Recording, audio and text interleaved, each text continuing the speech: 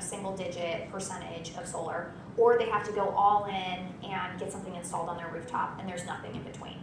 And I mean, it seems like when you look at things like shared and community solar models, people should be able to buy 20% solar, or 40%, or 60%, or more solar in the springtime when more of it's being produced, or less at other times of year. You're talking about just an on-bill choice that they would Yeah. make.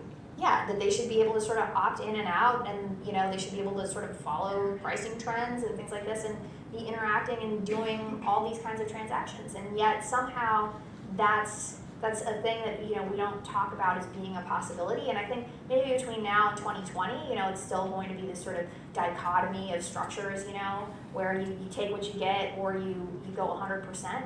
But if you're going to open up solar access to people who have credit scores of under 720, which eventually you're going to hit that limit. I know there's a ton of deal volume for folks who do have that, but beyond that, and if you want to continue to have a sustaining industry, you've got to start addressing some of the access issues.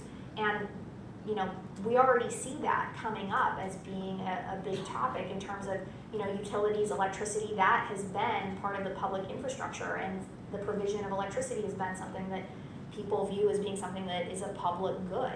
And so you've got to make it accessible, and you've got to bring these kinds of business models into play. And again, having software and automation, being able to finance some of this, knowing what the data actually looks like. I mean, when we talk to folks about shared solar in the financial space, what we're trying to explain to them is that you're not looking at default risk, you're looking at interruption risk. Because if you have a customer who isn't paying, then you just switch them out for another customer, right? It's the